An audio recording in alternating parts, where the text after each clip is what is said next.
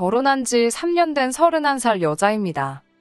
남편이 저보다 4살 연상으로 올해 35살이긴 하지만 집안에서는 늦둥이라 그런가 시댁에 가면 애기 취급받는 막내나 다름없어요. 연애하는 동안에는 나이차가 많이 나던 남편이 그렇게 어른스러워 보일 수가 없었는데 집에서는 애기 취급을 받으니까 그 느낌도 참 새롭더라고요. 남편이로 아주버님 한 분 계시고 신우 한 분 계시거든요. 아버님은 남편이 20대 때 돌아가셨다고 들었고 70대 중반이신 어머님 밑으로 집안에서 첫째인 곧 50대에 접어드는 아주버님과 40대 중반인 신우가 있어요. 남편의 가족들을 처음 만났을 때는 시어머니도 시어머니겠지만 남편과 나이차가 있는 신우가 더 무섭고 불편했어요. 주변에서 이야기를 듣고 제 눈으로 직접 보고 하다 보면 보통 며느리 입장에서 신우나 시어머니와 갈등이 생기잖아요? 제 나이만큼 차이 나는 건 아니지만 남편보다 10살 많은 신우를 제가 감당이나 할 수 있을까? 결혼하기 전부터 걱정이 많았습니다. 그런데 오히려 그런 걱정이 무색할 정도로 신우와는 엄청 잘 지내고 있어요. 올해로 중학생 아이 둘 키우는 신우를 사실상 명절 같은 날 제외하고는 만날 일도 거의 없기도 하지만 그건 둘째 치더라도 형님이 참 좋은 분이시거든요. 신우도 시댁에 가면 자기도 똑같은 며느리라고 제가 느낄 고충을 이 집에서 제일 잘 이해해 줄 수 있는 건 남편도 아니고 어머님이나 아주버님도 아니고 바로 자신 아니겠냐고 해줬던 말이 기억나네요. 힘든 일 있으면 언제든지 어깨를 내어줄 테니 기대도 좋다고 하는 신우와는 결혼 후에도 자주 밖에서 따로 만날 정도로 가깝게 지내게 되었습니다. 아무튼 걱정했던 것보다 큰 문제는 없었지만 그렇다고 해서 아무런 어려움이 없던 건 아닙니다. 예상치도 못한 아주버님하고 갈등이 생기기 시작했거든요. 저도 들은 이야기라 자세한 내막까지는 모르고 사실 별로 궁금하지도 않아서 깊게 알려고 하지도 않았습니다만 아주버님은 결혼한 지 얼마 되지 않아서 아내 되셨던 분과 성격 차이로 이혼을 했다고 들었습니다. 아주버님이 결혼했을 때는 아버님도 살아계실 때라고 들었고 집안 첫째이기 때문에 없는 돈 털어서 신혼집도 마련해줬다고 들었어요. 아주버님이 이혼을 하고 난 뒤에는 그 집에서 혼자 살게 되었다는데 아버님이 돌아가시게 되면서 어머님이 아주버님 집으로 들어가게 되었고 시부모님 명의로 되어 있던 아파트가 남편 명의로 돌아가게 되었습니다. 저희가 결혼하면서 그 집에 그대로 신혼살림을 차리게 되었고요. 제가 모아놓은 돈으로 혼수와 리모델링을 했는데도 돈이 많이 남았어요. 결혼을 하게 되면서 집 명의는 공동명의로 한다는 이야기가 오고 가게 되었고 그런데 거기서 아주버님이 난리를 피우게 되었습니다. 아주버님이 그렇게 계산하면 안 된다고 하면서 공동명의를 하려면 저도 그에 상응하는 금액을 가져와야 한다고 하더라고요. 아주버님이 어깃장 부리는 것도 아니고 충분히 이유가 있는 발언이라고 생각했습니다만 알고 보니 아주버님은 동생 결혼을 빌미로 제 욕심을 차리려던 거였어요. 그때 아주버님이 왜 이혼을 했는지 어느 정도 이해가 가더군요.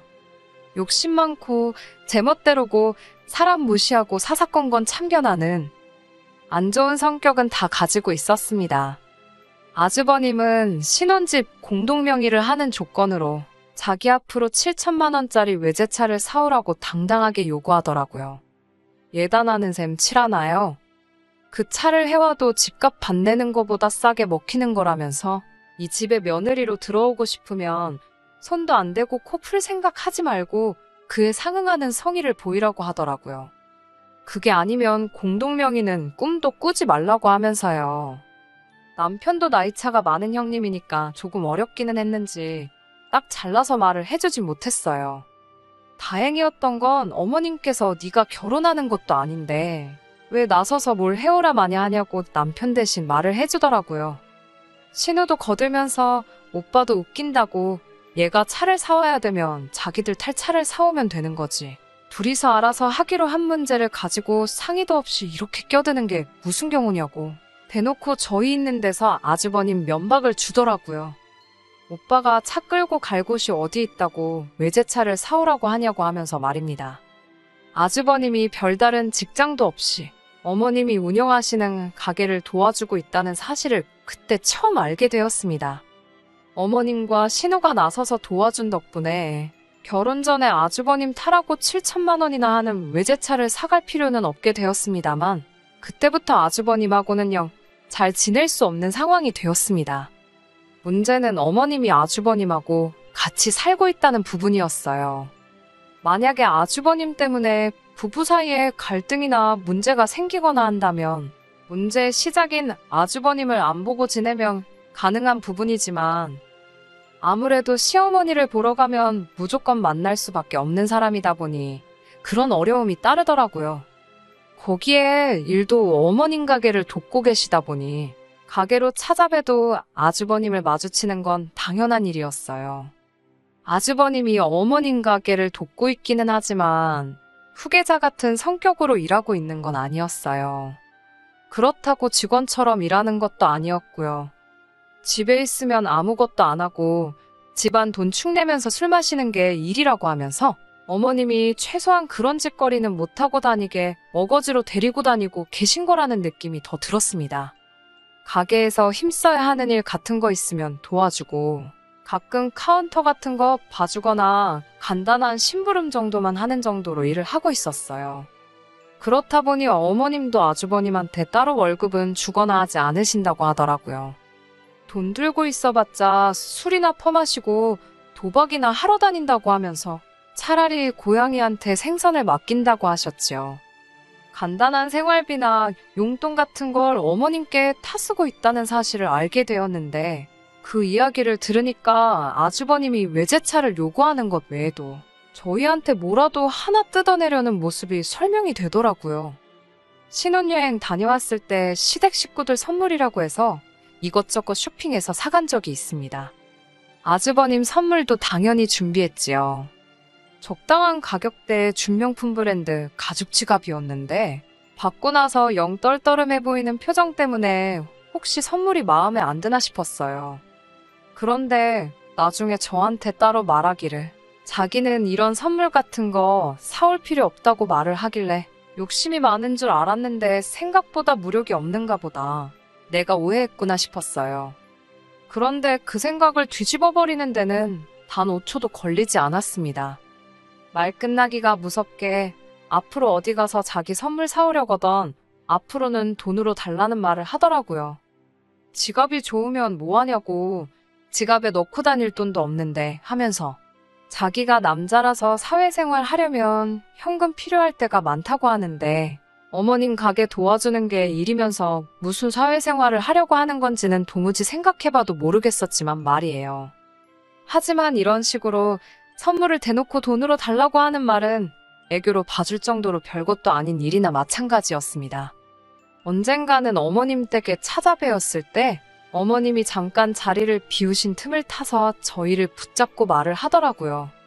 자기한테 못해도 한 달에 저 100만 원, 남편이 100만 원에서 200만 원 정도는 보내는 게 도리 아니냐고요. 무슨 말을 하는 건가 했는데 저희가 시어머니 부양하는 문제 걱정할 것도 없이 결혼 생활을 유지하고 있는 게 자기가 어머님을 모시고 살고 있는 덕분 아니겠냐는 겁니다. 한술 더 떠서 어머님이 내 집에 얹혀 살고 있으니 아버님 돌아가셨을 때 저희가 살고 있는 집이 남편 명의로 돌아갈 수 있었던 거라고. 사실상 우리 결혼의 1등 공신은 자기나 마찬가지라는 거예요.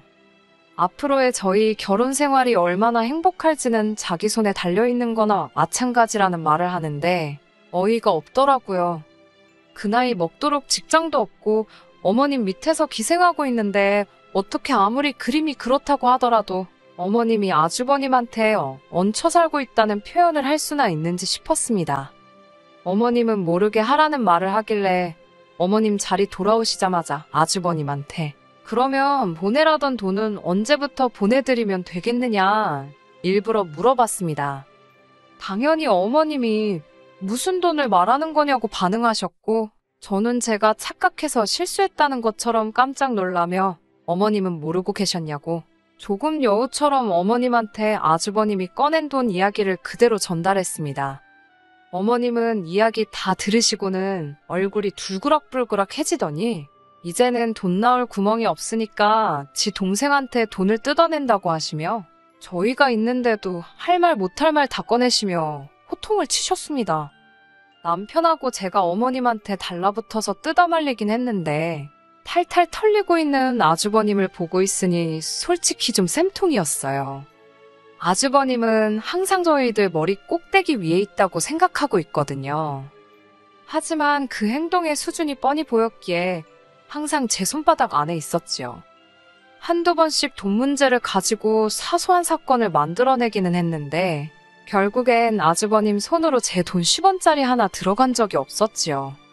욕심을 조금이라도 덜 냈으면 어떻게 제가 속아 넘어갔을 수도 있겠는데 매번 저렇게 말도 안 되는 과한 욕심을 부리다 보니 안 들킬 것도 들켜서 본전도 못 찾고는 했습니다. 아주버님이 아무리 노력을 해도 저에게 항상 간파를 당했고 혹시나 아주버님이란 위치로 저를 깔아뭉개려고 하면 항상 어머님이나 신우가 제 편을 들어주면서 방패막이 되어주었습니다.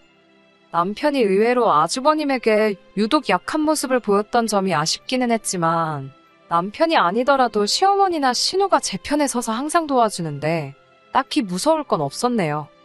그렇게 신혼 때부터 현재까지 아주버님이 몇 번의 꼼수를 부렸지만 제가 현명하게 대처해가며 사전에 방지를 했고 큰일로 키우지 않고 항상 좋게 잘 넘어가고 있었습니다.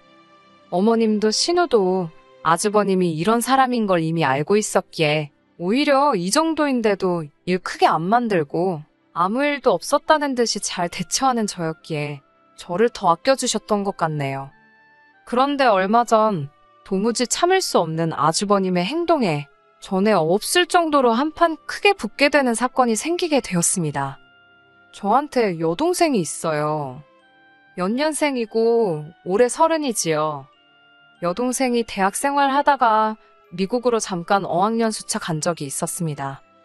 그런데 거기서 한국교포 사업가와 연애를 시작하게 되었고 어학연수가 끝나고 한국에 들어오는 대신에 그 사람하고 결혼을 하게 되었어요.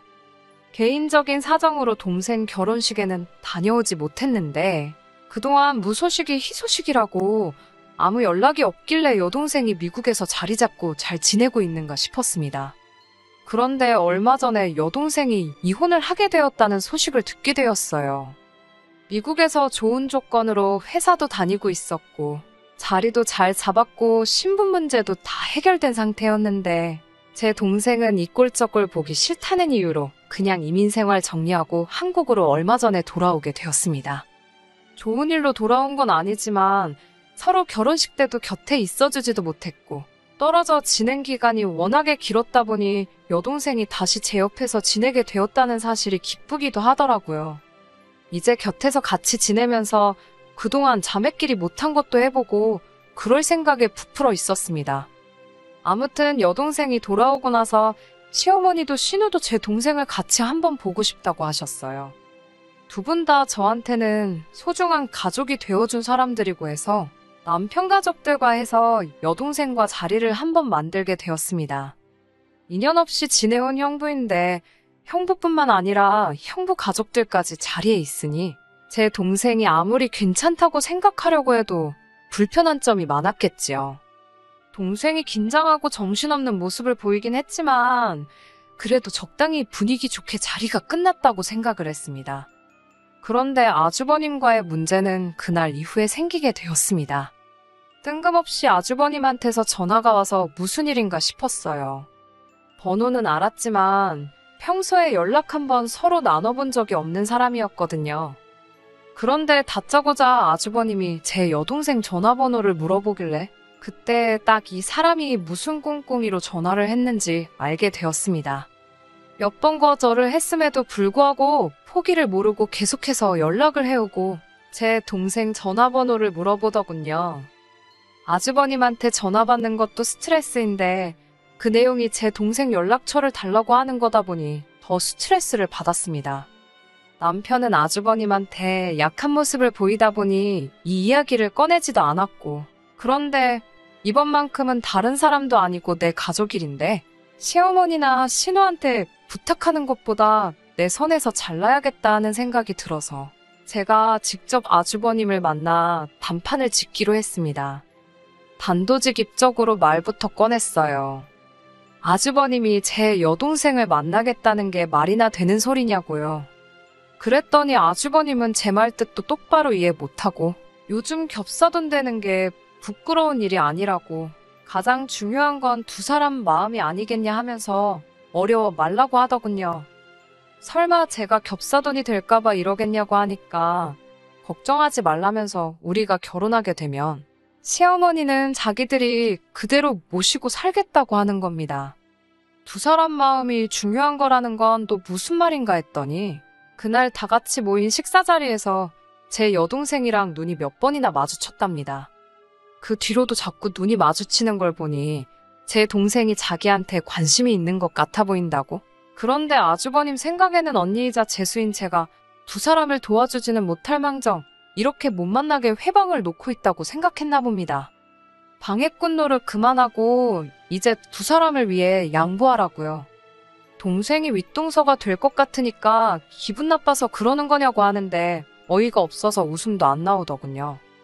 아주버님이 일찍 결혼해서 이혼만 안 했어도 내 동생만한 딸이 있는 나이라는 건 생각도 안 해봤냐고. 둘이 만나는 게 아주버님 생각에는 말이나 되냐고 정도껏 하셔야지. 자꾸 이러면 저도 가만히 있지 않겠다고 한 소리를 했어요. 아주버님은 뻔뻔하게 저한테 데려 성질을 내더군요. 자기가 데려가 준다고 할 때 고맙다고 하고 보내는 게 맞지 알리으려는 겁니다. 유학 다녀온 것도 모자라서 한번 다녀온 여잔데 30까지 넘었으면 평생 혼자 살 팔자나 마찬가지라는 겁니다. 솔직히 자기가 자원봉사하는 거나 마찬가지라면서 저한테도 문제가 있다고 떠드는데 한다는 말이 아주버님이 혼자 시어머니 모시고 살면 그 고생이 얼마나 심하겠냐고. 진작에 제가 제 주변 사람들을 아주버님하고 이어줬어야 한다는 거예요. 자기는 깨어있는 사람이라서 20살 차이는 문제가 된다고 생각하지 않는다는데 정말 뚫린 입이라고 잘도 짓거리더군요. 50살 먹은 이혼남의 직업도 뭣도 없으면서 아직도 어머니 밑에 기생하면서 살고 있는 주제에 무슨 소리를 들으려고 주변 사람을 소개시켜주냐고 제발 주제 좀 파악하라고 한마디 했네요.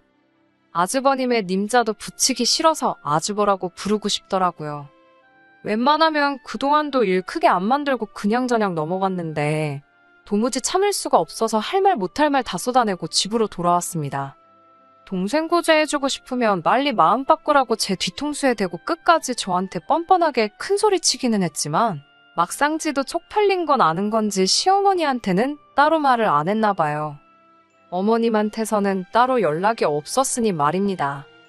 집에 돌아오자마자 남편한테 아주버님 좀 어떻게 해달라고 큰 소리를 쳤어요. 왜 아주버님 때문에 내가 남편한테 큰 소리 쳐야 하는지도 모르겠고 정말 너무 화가 나서 참을 수가 없더라고요. 그동안 아주버님 일이라면 어려워하던 남편이라서 그런지 더 열이 받았는데 남편도 이번만큼은 그냥 넘어가서는 안 되겠다고 말을 하면서 아주버님한테 전화를 걸더라고요. 그런데 남편이 아주버님한테 화는 안 내고 아주버님 화를 풀어주면서 살살 달래더라고요. 그러면서 아무래도 처제가 형수님 되는 건 아닌 것 같다고 제 동생한테 찝쩍거리지 못하게는 단단히 말해주긴 했지만 아주버님한테 저렇게 나오는 남편을 이해할 수가 없었습니다. 남편한테 지금 그게 일을 해결한 거냐고 큰 소리를 쳤네요. 그런데 남편이 자기가 다 생각이 있다면서 저한테 계획을 말해주더라고요. 그 계획을 들으니까 우리 남편 제법인데? 하는 생각이 들어서 남편에게 믿고 맡겨보기로 했습니다. 아주버님을 다시 만난 건 바로 그 다음 주 주말이었어요. 아주버님을 불러낸 건 저였습니다. 주변에 마침 20살 차이도 문제없다고 하는 사람이 있어서 제 동생 대신에 그 사람을 소개시켜주겠다고 불러냈지요. 아주버님이 기고만장해서는 이제야 정신을 차렸다는 듯이 으스대더라고요. 무슨 일이 벌어질지도 모른 채 말입니다. 그래도 소개받는다고 머리에 못도 바르고 제법 힘 좀 주고 나왔더라고요. 아주버님한테는 남편이 그분을 모시고 오기로 했으니 잠시만 기다려달라 했지요. 시계 봤다가 창밖을 봤다가 아주 떨려서 죽겠나 보더라고요. 이윽고 남편이 도착했고 남편 옆에 동행하신 분을 보더니 아주버님 얼굴이 아주 당황해서는 표정이 다 일그러지더군요. 남편이 데리고 온 사람은 다른 사람이 아니라 시어머니의 절친한 고향 후배로 남편이 이모라고 부르고 따르는 분이셨으니까요. 남편은 아주버님한테 형님이 깨어있는 분이라 한번 다녀온 사람도 괜찮고 20살 차이 나는 사람도 문제가 없다고 하지 않으셨냐 하면서 좋은 자리 주선해봤으니 기회를 놓치지 말라고 했습니다. 애써 만든 자리니 잘 애보라고 말하고 저를 데리고 일어나서는 우리들은 이만 빠져주겠다고 하고 가게 밖으로 향했어요. 아주버님이 밖으로 나가는 저희를 따라 나와서는 상시옷 들어가는 욕을 하면서 저희를 불러 세우더군요. 그런데 가게 밖에서 기다리고 있던 건 저희뿐만이 아니었어요. 시어머니와 신우도 같이 남편의 계획 아래 아주버님을 기다리고 있었습니다. 이미 어머님의 고향 후배분도 어머님도 신우도 남편의 계획 아래 아주버님이 저한테 무슨 짓을 했는지 다 알고 계셨고 고향 후배분도 어머님 도와주는 일인데 뭐가 문제겠냐며 흔쾌히 남편의 계획에 동참을 해주셨어요. 아주버님은 시어머니를 마주치자마자 얼음이 돼서 아무 말도 못하더군요. 어머님은 곧장 아주버님 뺨싸다기를 올려치시면서 첫째라고 오냐오냐 키워준 내 잘못이다 하시고는 너 사람 되는 꼴 보기 전까지는 죽지도 않겠다 큰 소리를 치셨어요. 곧바로 네 스스로 밥 벌어먹고 살 수 있게 될 때까지는 집에 얼씬도 하지 말라고 집에서 챙겨나온 아주버님 짐가방을 던져줬습니다. 그 집이 아주버님이 결혼할 때 신혼집으로 받은 집이긴 하지만 아직까지도 어머님 명의로 되어 있었다고 하네요. 아주버님이 돈 흥청망청 쓰고 도박 때문에 이혼당한 걸 알고 있기 때문에 집 명의를 넘겨줬다간 그 집 날려먹는 건 시간 문제라고 생각해서 어머님 명의로 집을 유지하고 있었던 거예요. 그래도 자식이라고 불쌍하다 생각해서 먹고 살게는 해주고 있었는데 저대로 뒀더니 아주 고삐 풀린 망나니가 되었다며 제 여동생하고 결혼시켜달라고 우겼던 게 화근이 돼요. 이참에 크게 결심하고 아주버님을 집에서 내쫓아버리기로 결심하신 거예요. 집에 돌아와서 남편이 저에게 사과를 해왔습니다. 그동안 아주버님 때문에 제가 제일 고생했다는 건 알고 있다고. 아주버님이 안 좋은 길을 가는 걸 보면서 성인이 되어서인지 저렇게 안 되려고 자기는 나름대로 열심히 살았다고 합니다. 그런데 오히려 그 모습이 돌아가신 아버님께서 아주버님과 13살 차이 나는 동생인 남편을 두고 비교를 했다고 하네요. 그게 남편한테는 그동안 아주버님이 자기 때문에 마음고생을 했다 생각하여 아주버님 일에만 유독 마음이 약해져서 아무 소리도 내지 못하고 있었던 거라고 합니다. 그런데 자기가 아주버님한테 말 한마디 못할 때마다 고생하는 게 자기가 아닌 저라는 걸 이번 일로 깨닫게 되었다고.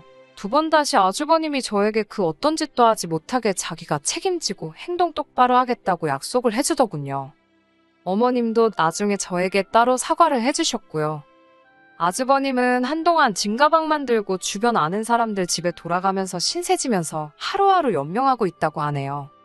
어머님이 다시 아주버님을 받아줄 수도 있다고 생각하고 아주버님이 이번 일로 사람이 변할 거라고는 기대도 하지 않아요. 하지만 이제부터는 남편이 제대로 자기 할 일을 해준다고 약속을 했으니 아주버님이 돌아온다고 해도 걱정이 되지는 않네요. 끝까지 들어주셔서 감사합니다. 오늘의 사연은 여기까지입니다. 구독과 좋아요, 알람 설정 부탁드리고 더 좋은 사연으로 다시 찾아뵙겠습니다. 감사합니다.